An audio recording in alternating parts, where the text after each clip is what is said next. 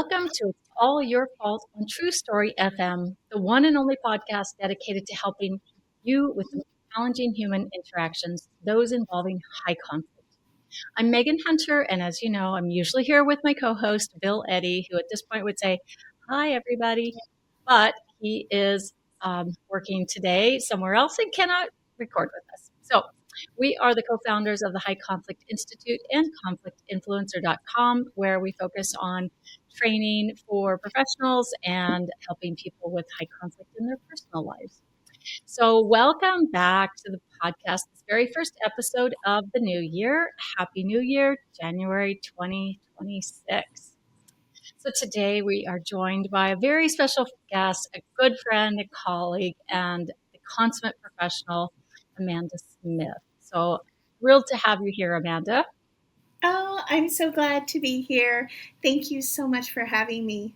Of course, we'd have you every week if we could. So, um, you have a brand new book. We're going to talk all about that Mhm. today. Um, uh, for background, I know our listeners have met you before, but we probably have a lot of new listeners. So if you wouldn't mind just giving a little bit of background, I want to say first that, congratulations on your new book. It's amazing. We've been so privileged at Unhooked Books to publish two of your amazing publications, the Dialectical Behavior Therapy Wellness Planner and the Yes. Borderline Personality Disorder Wellness Planner for Families, which I give all my copies away, randomly. So I didn't even have one of those today. But now you've written a new book, the Self-Compassion Workbook for Dialectical Behavior Therapy Skills to Find Self-Forgiveness and Healing and Self-Love with Borderline Personality Disorder, which just came out in November 2025. So with that, why don't you give us and our listeners a little bit of background about you? So I am someone who's been working with individuals with a diagnosis of BPD and their families. It's now almost going on, it's 19 years. Wow. So it's been a long time of doing this work, working with people, having lots and lots of beautiful stories of lives changed and people receiving healing, doing the work that they need to do in order to get better. So it's been a privilege to do this work, first of all, with a nonprofit organization that I created way back in 2007, and now as a licensed clinical social worker in Texas. So working directly with individuals with a diagnosis of BPD. So I'm foremost a DBT therapist. So this is something I'm talking about almost every single day. I am working with people. I'm teaching them DBT skills. I'm helping them to, in Marsha Linehan's words, create a life worth living. So this is something I really, really love doing and means a lot to me. So that's kind of it in a nutshell. Nice. And listen, I think that, we've known each other now for a decade or more at least. And I refer people to you a lot, and I think of you when I think of BPD. I'm like, oh, I wish I could ask Amanda this. All right, so we need to duplicate you somehow or clone you somehow. We need a lot more of you because it seems, just listening to what you're saying about helping people build lives that are worth or create lives that are worth living, right? So let's start there with why is it that a person with a diagnosis of BPD needs to create this? Shouldn't we all want to create a life worth living? Why is it different for someone with that diagnosis? Absolutely. And I think the answer is yes. I think it's that idea of a life worth living is a worthy goal for people with a diagnosis, but also for family members, for friends, for probably all of us. Yeah. So yes to that as a good life goal. And you're right. I think it's so much harder for a lot of people with a diagnosis or traits of BPD. We know that with the diagnosis often comes a lot of self-sabotaging behaviors, sometimes self-destructive behaviors that may include self-harming behaviors, self-injury, suicidal thinking, suicidal planning.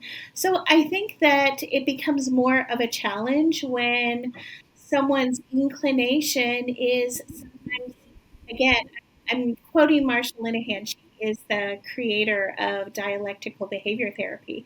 But she talks about how people with a diagnosis sometimes make a bad situation worse. So things are already breaking down, things are already happening. And then it seems like for a lot of people with a diagnosis, like, okay, let's make it worse. Let's make it worse. So we want people to do the exact opposite, and we want to equip them with skills and strategies and ideas so that they can move toward that ultimate goal of creating a life worth living. Yeah, it's not as intuitive perhaps as for someone without the diagnosis. It's just a harder path to get Mm-hmm. there, I suppose, and takes some work, just like a lot of other issues that people have in life. So interesting. So what is it that, 20 years ago, borderline personality disorder was, seen as such a scary diagnosis. And I think it probably still is in a lot of respects, both in the professional world and in the lay world, for those that either have the diagnosis or family members and friends around that person. But it seems like it's some of the stigma has disappeared, and Mm-hmm. maybe this is recognized more as something that is recoverable from if you do the work. So, Right. how have you seen that transition and that progression over the last 20 years, if there is any, in your view? Oh, I think there's been a huge shift. So, absolutely. I think over the past 18, 19, almost 20 years now, I have seen a huge shift in how people understand the diagnosis, how they are sometimes even embracing this diagnosis with this idea of like, wow, this really explains what I've been experiencing or how I've been feeling or what I've been thinking over a long period of time. And I also think that the name borderline personality disorder continues to be pretty problematic for a lot of different people. So we can think about, the pros and cons of calling this a personality disorder and what that might mean for some people. That it may feel like, oh, well, you're telling me that I've got this thing and it's my fault and I'm the problem. I'm the And black sheep, yes, right? but that's of course not what we're saying. When someone has a diagnosis or again traits of BPD, we have so much strong evidence to show that treatments like dialectical behavior therapy not only work, but they work really well. So someone could have the diagnosis at some point in their lives, and after some really hard work in therapy or treatment, they may no longer meet diagnostic criteria after a year, after 2 years, after 3 years. That's actually more common than not. So Wow. we want people to have access to evidence-based treatment and to be thinking about, yeah, DBT is a really tough treatment. It's challenging, it's very hard work. And at the end of the day, I wouldn't be doing this work unless I had a lot of really amazing success stories. So I want for my clients to know that. I want the family members to know that. So yes, there's a lot less stigma. And at the same time, I want to recognize that stigma absolutely still exists. Sure. I also see a lot of self stigma. So maybe the stigma or the invalidation isn't coming from other people, it's coming from the person. So that might be part of the diagnosis for many people, is that idea of it's not me, it's other people. because it's not me. I don't need to change. I don't need to do anything different. Other people, they have to change. They have to do things different. That's something we absolutely see. Yeah, yeah. So that self-awareness can be slow to come, for Mm-hmm. sure, right? So one of the things Bill and I talk about in our trainings is there's 4 forget about it's. And one of the forget about it's is forget about trying to get someone into a place of self-awareness and insight by just saying, look, do you realize you have I think you have borderline personality disorder. Yeah. They're just going to be, any human's going to be resistant to being told they have a personality disorder. If they discover it on their own by going to therapy, or now they're, reading online, reading books, things like that, that's one thing. But to try to lead someone down that path of self-awareness yourself is just not a good idea. But yeah, I think this whole area, I've heard so many people say they wish it had a different name, and people do call it Mm-hmm. things like emotion dysregulation disorder. What are some of the other terms that you've heard? Well, that's the one I hear most, and that's the one I like. I think that's what it's pretty self-explanatory. I think it's a pretty non-shaming name or description. So I like that idea, and I also realize that some people think, okay, well, we're calling something by a different name. We don't want to make it prettier than it is, right? Like we're working with people who are really suffering, Yeah. and because they're suffering, people around them are also often suffering. So I think there's that balance between, hey, maybe we call it something a little bit different to kind of for lots of different reasons, and at the same time, we still want to recognize that this is a pretty serious mental health diagnosis. So maybe it's both and. Yeah, I agree. I heard someone recently say, well, I thought it was something positive because it was borderline, meaning it was almost bad. Right? Oh, I like that. I like that. I'd You're right. never heard that before. Wow, interesting. So, um, yeah, I think we have to recognize the pain and the struggle. And as you were talking, Amanda, I was Mhm. picturing, like a pie chart, and you have the chart, the pie represents the disorder, and within that chart you have, the person themselves. I guess the pie chart represents the pain and suffering and struggle of BPD, Mhm. and it's not just the person; it's their family, it's their spouse, it's maybe their kids, it's those around them, and how it affects, impacts everyone. And there seems to be a lack of awareness of the person in some who, about the impact that they have on others. Would you say that's pretty common, or am I off base there?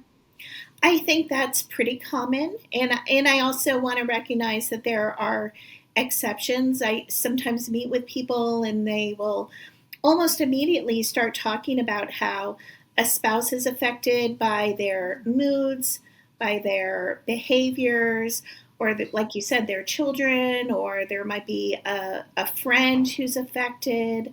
So I think while it's true that that self awareness can be lacking for a lot of people, I also want to recognize that for some people, they're very aware. When I'm hurting, I know that I have a tendency to hurt other people. Yeah. Terrific. Let's start there. Let's start talking about that. Let's start coming up with skills and ideas that you can use to help yourself the next time this happens. Interesting. So do can every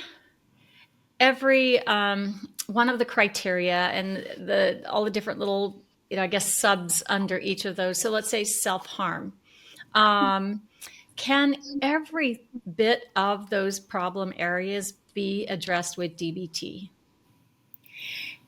From my perspective, the answer is yes. I think so. I think that DBT as an evidence-based treatment was created in part to address all of the symptoms that someone might experience with a diagnosis of BPD. Now, I don't think that that means that DBT is a perfect treatment for everyone and works exactly the same way for everyone. But again, for the most part, we know that, again, this is an evidence based treatment. There's a tremendous amount of research to show that this is highly effective for most people. And of course, there will be exceptions. But yes, I think that DBT addresses the comprehensive nature of BPD, um, and it is also designed to address specific symptoms like self-harming behaviors. So that's great to know. Number one, I mean, it really is. It's stunning. I'm wondering, with the exceptions, if those are perhaps because of co-occurring disorders that still need to be treated in some way, whether that's with medications because of maybe a bipolar diagnosis or another personality disorder. Would that be a cause of the exceptions? Absolutely, absolutely, yes. And I think it's also I think it's I can't imagine one client over the past 12 years who has had just a diagnosis of borderline personality disorder. So we can think about, okay, is this borderline personality disorder and depression or anxiety or OCD or ADHD or Mm. borderline personality disorder and trauma? So those are things that we absolutely want to be paying attention to as well. And we want to be thinking about, okay, is there a place for some of the DBT skills to address some of these other problems? Or do we Yeah. need to be thinking about what other evidence based treatments do we have to address these problems and help the individual who's in front of us, who's really suffering a lot? Mm, fascinating. Um, is there? I would imagine, what we've heard from many is that there's some sense of relief when a person finally has a diagnosis. Like Mm-hmm. up to this point, it's been a mystery, and I don't know why I impact others around me so awful. Why I say things that I can't take back and they're very hurtful, and why whatever, fill in the blank there. That there is some relief, but probably a little trepidation too about what do I do to fix this? Is it even possible? And that's, I think, where what you've named your organization, your website, Hope for BPD, Mm-hmm. is brilliant, because there is hope for this, and that is encouraging as Bill and I go out and do training, and for family law professionals and child protective services, wherever we do training and we talk about any of this, it's exciting to be able to say, look, there's help for this. Mm-hmm. And here's some things you can do in the meantime, even though you're not a treatment provider, but you are someone who's in this person's sphere and can have an impact in a positive way. That some small things that you can do. I agree 100%. And in that way, family members and friends are in this really beautiful position of being able to help. And you're right, that doesn't mean that a parent or a spouse can, take on the role of therapist or coach or anything like that. But I absolutely agree that there's a pretty powerful place for family members and friends to be able to help someone who's suffering in this way. Mm. Now, I want to shift a bit into different age groups. I've been talking lately to quite a number of parents with teenagers who they're convinced have borderline personality disorder. So, and this is in Europe, in the Middle East, in the U.S., Canada, so all over the place. I know in the past, I think you had to be 18 to have a diagnosis of BPD, and I could be wrong on that. Is that the case, or was that the case? And if so, is that still the case here and abroad? Sure. Well, I think that there has been this idea that, oh, well, we have to wait and not diagnose someone until they're 18. When I'm working, though, with adolescents and young adults, one of the things that we usually talk about is how, your 18th birthday wasn't this magical moment where, everything was fine when you were 17, and then something happened overnight on your 18th birthday. So yes, we want to be cautious, and we don't want to say, wow, this looks like borderline personality disorder. But I think it would also be incorrect to say that we don't see these symptoms Right. come up in children and also adolescents. So yes, we want to be cautious. We don't want to give someone a diagnosis or a label until we really know. And at the same time, I sometimes think, well, maybe there's no reason to wait, and say, okay, well, we're going to wait on DBT until this person turns 18. From my perspective, that's probably not a good idea. Yeah, so much harm can occur if you're Mhm. waiting till 18 plus 1 day, right? To start treatment. So many things can happen. And I see that happening, in some parts of the world where there's just not as much access to treatment, and the DBT wait lists are terribly long, Mhm. maybe 6 months or a year or even longer. And you have someone with an adolescent, a teenager who is just being like shuffled in and out of psychiatric hospitals, and it's just like a holding place until the number of days expires that their insurance pays for them to be there or something like that, and they get a little rest and things. Then they go back home, and the same, nothing has been resolved internally, so the same issues persist, and they just keep going on and on. So in a situation like that, are there things that parents can do or loved ones can do if they have a young person in their home that's can't get into treatment? Absolutely. So one of the things that I like to recommend for families who are in that situation is to take Marshall Linehan's book, start going through it yourself, start finding a way to teach yourself. If there's truly no one who can help you through the process, there usually is. But I want to recognize that family members may be in that position where it feels like, I don't know if we should be doing this right now, or I don't know who we should be reaching out to. Get the book.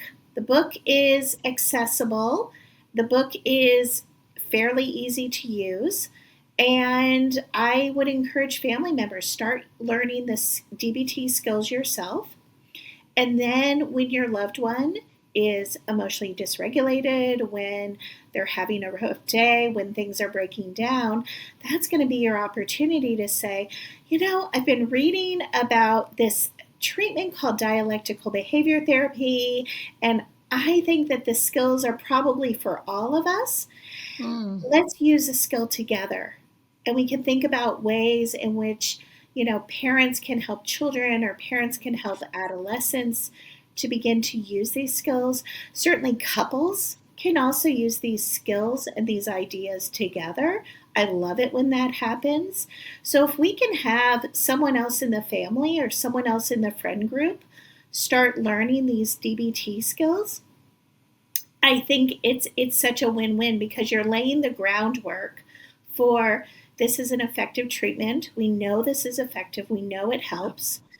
And you can be that person in the family or in the relationship to take the lead and say, okay, right now, let's bring out the book. Let's find a skill that we can use together over the next 10 minutes or 20 minutes or an hour. Let's do this together. And again, I have seen where even if the person with the diagnosis isn't quite ready to go into treatment or to get any kind of help, just the idea of a family member coming along and saying, hey, I think that we need these skills, or I think our entire family needs these skills. Let's use this together, is something that feels very non threatening, non shaming, very inviting, very validating. And I think, Yeah. again, it can make a huge difference for everyone. So we're just going to all get in that boat together, right? I I mean, think it makes sense. I really I think so do. too, because I think those who, if you have a loved one with BPD, it's probably very difficult. You can that they're struggling and in pain, Mhm. but you don't really understand. Probably, I don't think anyone from the outside can understand how difficult it is for that person to who already feels badly about themselves to think that other people are feeling badly about them, or that they are impacting other people. So if we're all in Mhm. this boat together, let's just do a little DBT together right now. We'll both do it, right? Or we'll all do it. So we're all in the boat together. Then it's just so less confronting, so less judgmental, and I think the resistance and defensive-ness will come down. I Mhm. would think that's probably what you experience with what you're talking about. So interesting. Where do, and we'll get onto the book right after this question, where Okay. do boundaries and limits come into place? Because I think a lot of, in families where some BPD is present in some way, there seems to be a lot of chaos.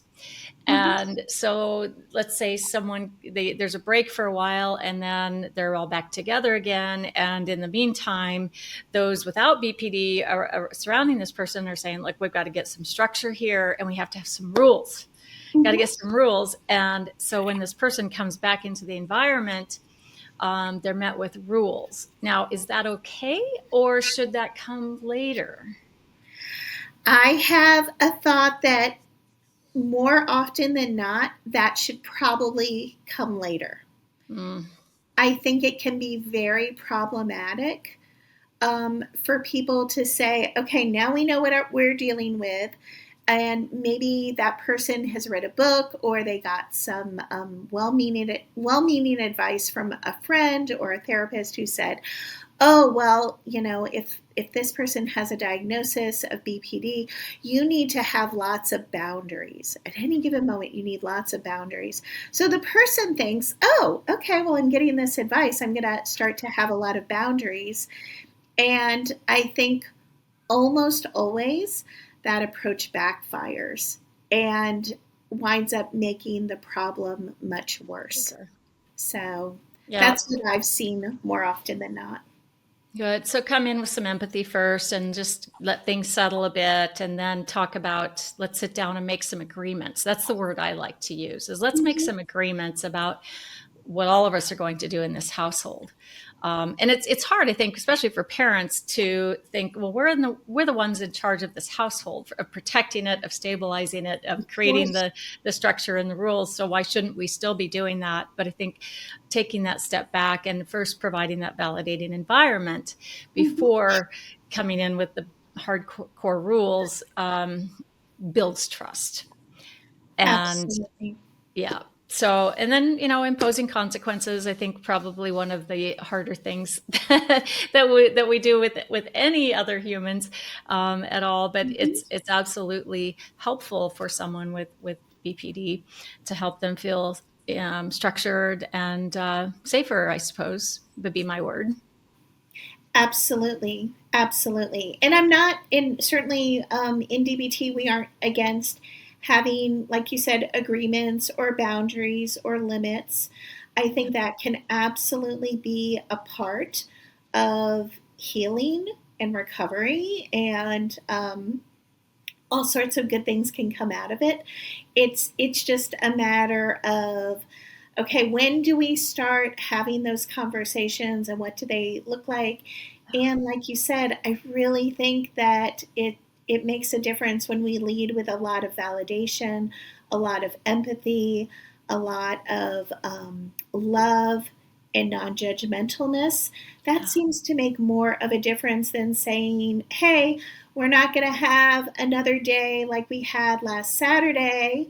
We're going to, that's not going to happen again. Well, for the most part, that's something that creates even more shame and embarrassment for the person with the diagnosis who may not yet have the skills they need in order to change their behaviors, manage their emotions.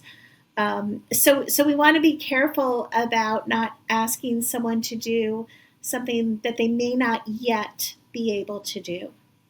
That's really important. It's really, really important. I think we have a big expectation that just because you're, a 16-year-old or an 18-year-old or a 28-year-old or a 38 or a 68-year-old person, you should have these skills. But Yeah, if you have a disorder, you don't have those skills yet, or they're not fully right. developed yet. So they can get there, which is the great news. So Exactly. let's now go to, and thank you for all that. These are the questions I get a lot from people, and I thought, let's just hear from the expert herself. But I know we will also want to talk about your amazing book, The Self-Compassion Workbook for Dialectical Behavior Therapy, Skills to Find Self-Forgiveness, Healing, and Self-Love with BPD. Yeah. So this is for the person who has the diagnosis, yes? It is, yes. It's primarily for the individual with the diagnosis. Yes. And, you know, you've written two amazing books already that are, I think, very, very helpful. I mean, listeners, go look at the Amazon reviews and you'll see how helpful these are. I think the Borderline Personality Disorder Wellness Planner for Families is vastly undersold. I think it's just so helpful for family members. So if you are a family member, go pick that book up and use it every week, because it will Mm-hmm. immensely help your life. So this book now, how is it different? What are you doing in it? And just tell us everything about it. Uh, so the book is different because we are approaching the diagnosis and all of the symptoms of the diagnosis of BPD through the lens of self compassion. So we're understanding, the first diagnostic criterion is a fear of abandonment. So let's look at this symptom or these sets of symptoms through the lens of self compassion. So when someone feels like a relationship is ending or a relationship in the moment is tenuous and just feels there's something about it that might feel threatening, what would it look like to respond to those emotions or those thoughts or those urges to act in a way that may not be a part of a life worth living? What would it look like for that individual to respond to whatever's happening in that moment with self compassion? So I do that with all of the 9 diagnostic criterion for BPD. So we look at each of them very honestly and through that lens. And then we take a look at, okay, this is what it looks like when it just feels like everything is breaking down and everything is happening, and then how do we respond to that emotional pain with self-compassion even in that moment. So maybe we're not addressing a specific symptom, but we're thinking about, again, the experience as a whole of borderline personality disorder. So that's what I'm doing with the book, is addressing all of this with an eye toward more self-compassion. I think for those who have this diagnosis, that must feel great, right? It must feel so validating to, I think it's clever that you've titled the book, started it with the self-compassion workbook, because Mm-hmm. those with BPD, which I think is a complete surprise to the outside world, is that it's a very painful disorder for those who have it, right? And so there's not a lot of self-compassion. There's so much pain and self-judgment and shame and all of that around it. So this is the same person who would probably express a lot of compassion for another person. Now, it may not seem like that to a person who's in a tight relationship with someone with BPD, because it's a very chaotic, but there is a ton of compassion for others. So to recognize that it is something that I would need for myself, and that I think maybe this book and the work you do, Amanda, gives someone permission to even think about that I can have compassion for myself. Exactly, exactly. And when I think about, and I know I said earlier, DBT is not a perfect therapy or a perfect treatment. It certainly isn't for everyone. However, we can also think about these other ideas or strategies or skills that we know are highly effective. There's also a lot of excellent research to show that people who are more self compassionate, either naturally self compassionate or they've learned to be self compassionate, they've practiced self compassion, those individuals are going to be healthier. They're going to have healthier relationships. They're going to have less depression. They're going to have less anxiety. There's been research to show that even for people with a diagnosis of narcissistic personality disorder, self compassion can be also very beneficial for those individuals.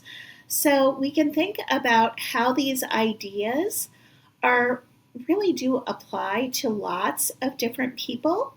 And so why wouldn't it also be helpful for people with a diagnosis of borderline personality disorder? And I Yeah. think it is. I think it is a fit. So Nice. Yeah. Yeah. That's, it's for everyone.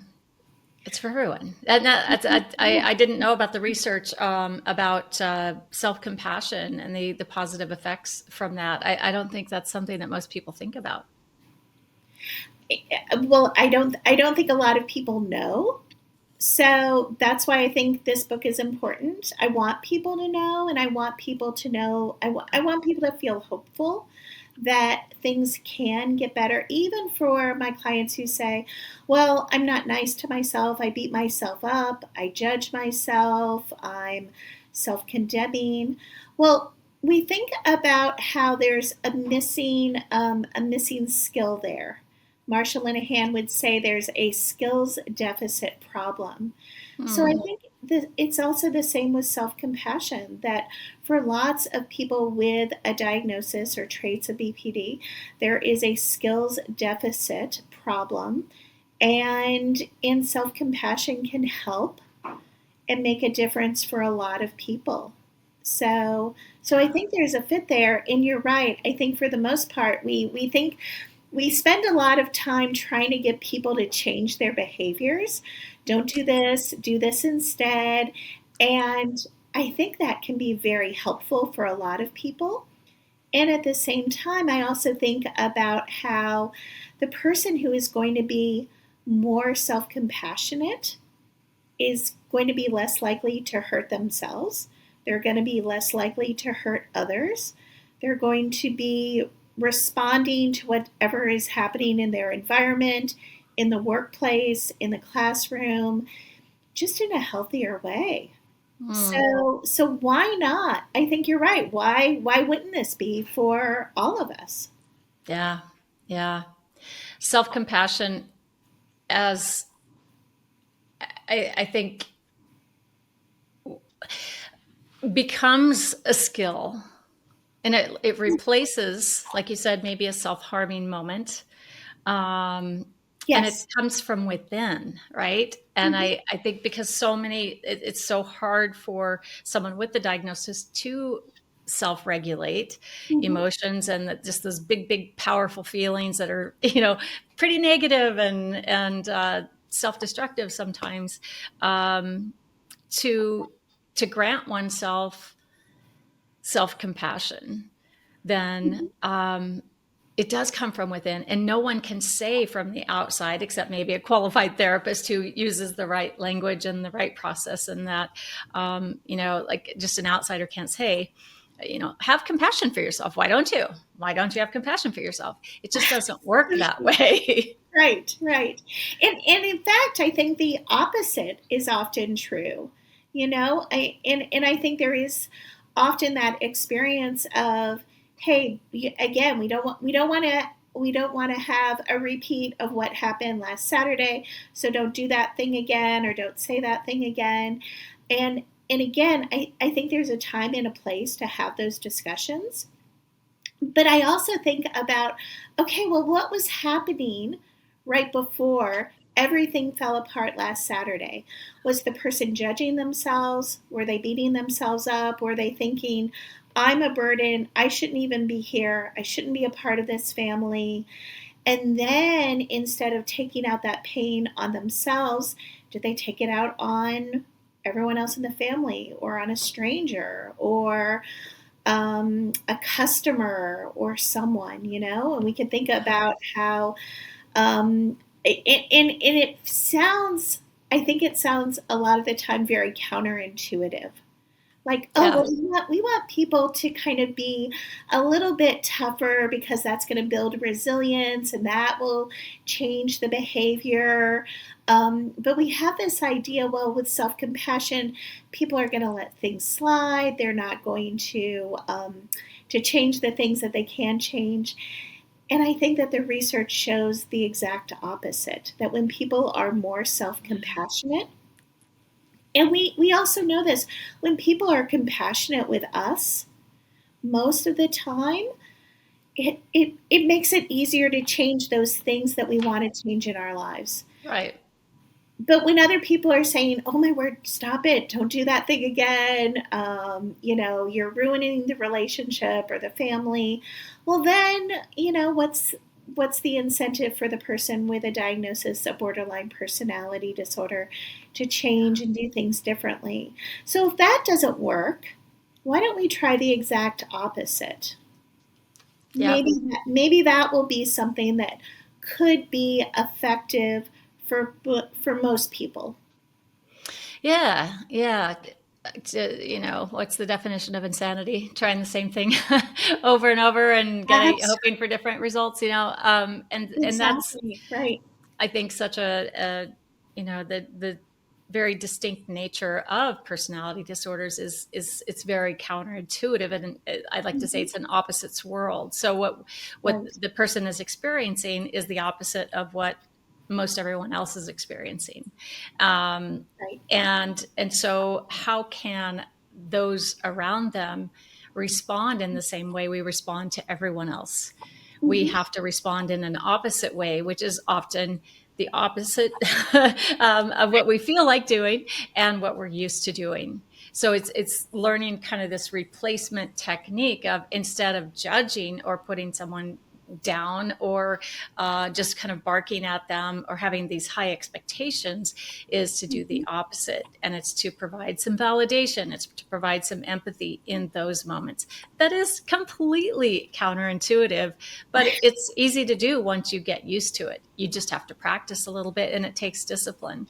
And if that can help your loved one improve and recover and build that life worth living, then isn't it worth it to be that disciplined?